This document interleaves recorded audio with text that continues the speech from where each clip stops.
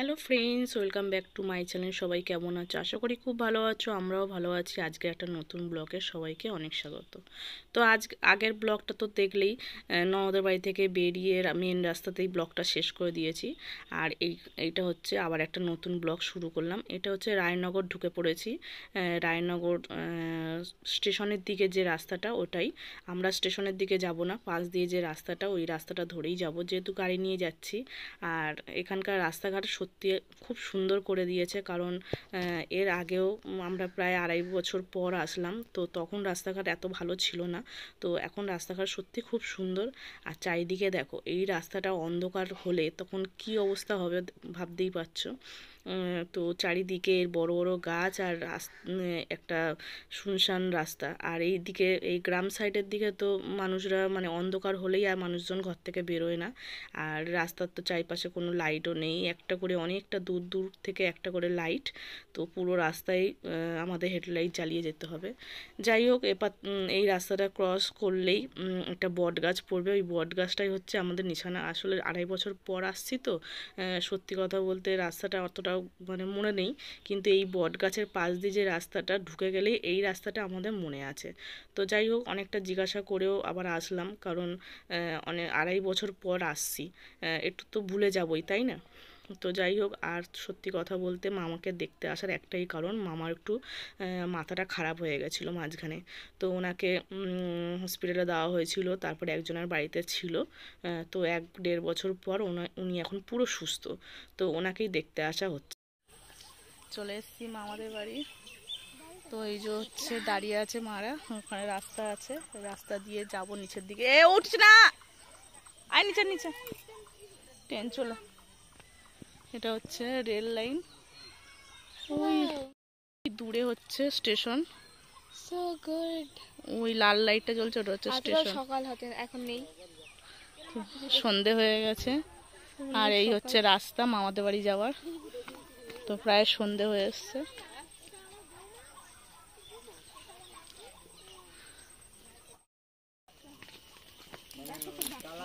হুম,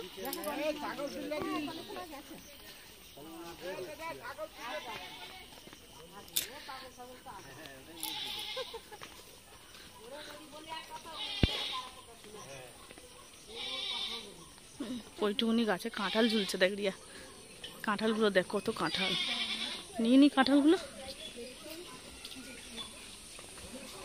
সরে বাবা, সাইড দে, এক সাইডে যা, এক সাইডে যা। বাবা মশা নাকি রে, কত ছাগল দে। ও সাটাই বাড়িতে পুরো ছাগল ভর্তি রে, এই পুচকে গুলো। হ্যাঁ, ও কোথায় যাচ্ছ? আসো আসো, কিছু করে না তো।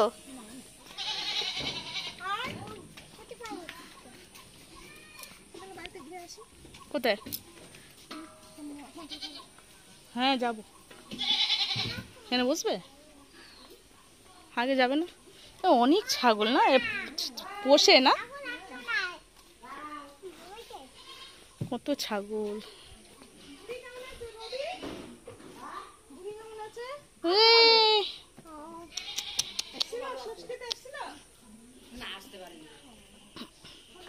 ওই একটা ছাগল বসে, বাড়িতে ছাগল। এটা একটা মামিদের বাড়ি। হ্যাঁ বসছি বসছি। কই গেল ওরা? দেখি একটু ঘুরে আসি। তুমি বসো, একটু ঘুরে আসি। তো একটু মামাদের বাড়ি যাই, ঘুরে আসি। বসলো ওই মামাদের বাড়িতে, এটা একটা মামাদের বাড়ি। আর আমার ছোটো মামা শ্বশুরের, মানে অ্যাকচুয়ালি বাপের বাড়ি, এখানে কেউ নেই। তো শুধুমাত্র ছোটো মামা শ্বশুর থাকে, তো বাড়িতে এখন নেই। তো ওইদিকে মেয়ে বাবা দুজনে গেছে বাড়িতে, দেখি যাই কোথায়।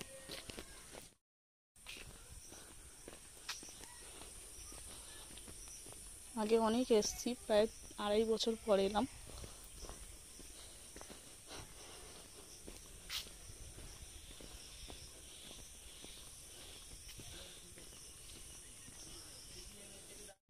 তো তো আমার শাশুড়ি পাশে মামা শ্বশুরদের বাড়িতে বসলো, মানে ওটা একটা মামা শ্বশুর হয়, তো ওনাখানে বসলো। আর আমরা যাচ্ছি হচ্ছে আমাদের মামা শ্বশুরদের বাড়িতে। আসলে মামা শ্বশুর এখনও আসেনি, ওনাকে ওই মামি যাদের বাড়িতে বসেছে আমার শাশুড়ি, উনি ওই মামি গেছে খবর দিতে, কারণ উনি তো এখানে থাকে না এই বাড়িতে, কারণ বাড়ির অবস্থা সত্যি খুবই খারাপ। কারণ যেহেতু উনার মাথাটা খারাপ হয়ে গেছিলো বললাম, তো 1-1.5 বছর যেহেতু এখানে আসেনি, পুরো বাড়ি ঘর ভেঙে জঙ্গল হয়ে গেছে। তো যার যেখানে থাকে উনি, মানে একটা রেশন ডিলার আছে, তো ওখানে ওনার বাড়িতেই খাওয়া দাওয়া করে থাকে, তো ওনার বাড়িতেই আছে, তো সেখানেই ডাকতে গেছে। তো সেই কারণেই আমরা একটুখানি বাড়িটার ভেতরে ঢুকলাম, যে দেখলাম কি অবস্থা। তো সত্যি খুবই খারাপ অবস্থা। আর যখন দিদি শাশুড়ি বেঁচে ছিলেন, তো 4-5 বছর হয়েছে মারা গেছেন, আর আমার দাদা শ্বশুর তো আমি দেখিনি কোনোদিন। তো যাই হোক, উনি যখন বেঁচে ছিলেন তখন তো আমার শাশুড়ি প্রায় বছরে 2-3 বার করেই আসতো। তো তখন মানে বাড়িঘর এত সুন্দর, উঠোন এত বড়, গাছপালা এত সুন্দর লাগতো কি বলবো। তো যাই হোক, এখন আর কেউ নেই, শুধুমাত্র মামা শ্বশুর একাই রয়েছে। আর আমার মাসি শাশুড়ি আর আমার শাশুড়ি তো থাকে না এখানে। তো যাই হোক, বাড়িটার অবস্থা সত্যি খুব খারাপ। তো ওনার টাকা এসছে, মানে বাড়ি করার জন্য 1 লাখ টাকার উপরে এসছে। তো সেই কারণেই আরও আমার শাশুড়ি আসলো, ওনাকে দেখতেও আসলো, আর টাকাটা যে এসছে সেই টাকাটা দিয়ে যে বাড়িটা বানানো হবে সেটাই আমরা দেখে গেলাম। 1 মাস পর আসবে আমার বর, এসে মামার সাথে লোক লাগিয়ে কাজ, মানে মামাকে নিয়ে কাজ করবে, পুরো বাড়িটাকে কাজ করিয়ে দিয়ে যাবে। তো যেহেতু বাড়িটার মানে পুরো অবস্থা খুবই খারাপ, সব কিছু খাট ফাট সব ভেঙে গেছে, সবই সুন্দর করে দিয়ে যাবে, আগে যেরকম ছিল সেরকমই করে দিয়ে যাবে। তো যাই হোক, একটু সমস্যা হচ্ছে, কারণ যেহেতু উনি একা, ওনার হাতে টাকাও দিচ্ছে না, আর বাড়িঘর করার জন্য কাউকে দরকার, তো তখনই আসবে। তো যাই হোক, ওখান থেকে সব কিছু দেখলাম, দেখে, আর মামা শ্বশুর তো ক্যামেরার সামনে আসবে না, যেহেতু ওনার একটু মাথাটা প্রবলেম আছে, তো ওনাকে আর দেখালাম না তোমাদেরকে। তো ওনার সাথে অনেকক্ষণ কথাবার্তা বললাম, বলে তারপরে ওনাকে কিছু টাকা দেওয়া হলো, মানে আমার শাশুড়ি বললো যে ওনাকে কিছু টাকা দিয়ে দিতে, তো ওনার হাতে কিছু টাকা দিয়ে এবার বেরিয়ে পড়লাম। তো এইদিকে রাস্তাঘাট দেখো, ওখান থেকে বেরিয়েছি, তো এখন তো প্রায় 7:30 বেজে গেছে।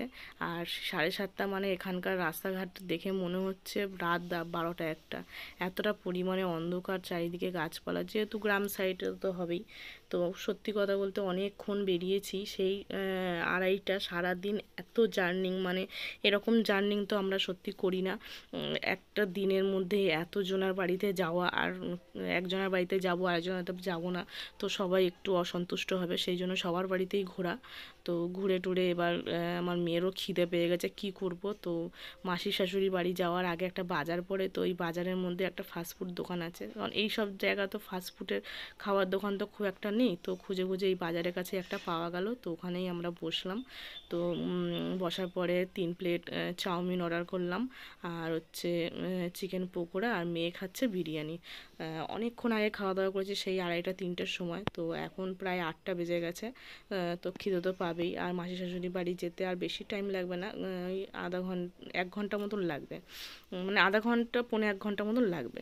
তো খিদে তো পেয়েই গেছে এবার, সেই জন্য এখানে এই রেস্টুরেন্টে ঢুকে একটু খাওয়া দাওয়া করলাম, করে তারপরে মাসি শাশুড়ির বাড়ির দিকে যাব। তো আর এখানকার খাবার দাবার সত্যি আমাদের কলকাতার মতন খাবার দাবার না, এই টেস্টটা অনেকটাই মানে ভালো লাগেনি। তো যাই হোক, খিদের সময় খেতে তো হবেই, তাই বসে খাওয়া দাওয়াটা সেরে নিলাম, নিয়ে মাসির বাড়িতে যাব। আর মাসির বাড়ি যেতে যেতে প্রায় আমাদের রাত 10টা বেজে যাবে, মানে 9:30টার দিকে বেজে যাবে। তো যাই হোক, এদিকে মেয়ের চলে এসছে বিরিয়ানি, আর বিরিয়ানির মাংসটা ভালোই ছিল। তো যাই হোক, ও পুরো তো কমপ্লিট করতে পারে না, কোনো দিনই খায় না, তো ও খেলো কিছুটা, আর কিছুটা খেয়েছে আমার বর। আর এদিকে 4জনার 4টে চিকেন পকোড়া চলে এসছে, তো ওটা খাওয়া দাওয়া করে, আর এদিকে আমাদের 3জনার 3 প্লেট চাউমিন দিয়ে দিল, তো ওটাই খাওয়া দাওয়া করে আবার বেরিয়ে পড়লাম। আর অনেকটাই রাস্তা, এখনও 1 ঘন্টা মতন রাস্তা, তো সেই জন্য তাড়াতাড়ি করে খাওয়া দাওয়া করে বেরিয়ে পড়লাম। আর মাসির বাড়িতে গিয়ে আমি বেশি কিছু দেখাতে পারবো না, কারণ এত সারা দিনের যে ধকলটা সেটার তো অবশ্যই সবার মধ্যে রয়েছে। আর আমার মেয়ে তো খুব খিটখিটে হয়ে গেছে, মানে সারাদিন ধরে ঘুরছে, এরকম তো কোনো দিন ঘুরে না না, ওর শরীরটা খুব খারাপ লাগছে। যাই হোক, এবার বাড়িতে গিয়ে ও তো খাওয়া দাওয়া কিছু করবেই না, গিয়েই শুয়ে পড়বো সবাই। শুয়ে পড়বো বলতে জাস্ট শুয়ে থাকবো, কারণ মাসিরা আবার রান্না বান্না করবে, মানে করেছিল রাতের বেলা রান্না বান্না করে আবার খাওয়া দাওয়া করবে। তো যাই হোক, এদিকে দেখো রাস্তাঘাটগুলো পুরো মনে হচ্ছে আমার সব ভুতুড়ে রাস্তা। সত্যি এতটাই মানে ভয় লাগছিল কি বলবো, রাস্তায় যখন যাচ্ছিলো। আর গাড়ি ঘোড়া দেখো খুব কম, মানুষজনও দু একজন চলছে। তো যাই হোক, চলে এসেছি দেখো মাসির বাড়িতে। আর এই হচ্ছে মাসিদের মন্দিরটা, যেটার জন্যই মাসিরা এসছে, গঙ্গা পুজো ছিল। তো আমরা তো গঙ্গা পুজোর সময় আসতে পারিনি, কী আর করবো। কারণ ওরা মাসিরা যখন ফিরেছে, মানে যেদিন ট্রেন থেকে নেমেছে তার পরের দিনকেই গঙ্গা পুজো ছিল। তো আমার শাশুড়ির শরীরটা একটু খারাপ হয়ে গেছিলো, সেই কারণেই আর মানে আসতে পারিনি। আর এই হচ্ছে আমার মাসি শাশুড়ি, দেখো কত অল্প বয়স। আর এই হচ্ছে মাসি শাশুড়ির দুটো নাতনি, একটার নাম হচ্ছে বর্ষা আর একজনের নাম হচ্ছে আয়েশা। তো যাই হোক, ওরা খুব মিশুকে, খুব সুন্দর কথা বলে। তো যাই হোক বন্ধুরা, ব্লগটা এখানেই শেষ করে দিচ্ছি। ভালো লাগলে অবশ্যই লাইক শেয়ার কমেন্ট করবে আর সাবস্ক্রাইব করতে ভুলো না।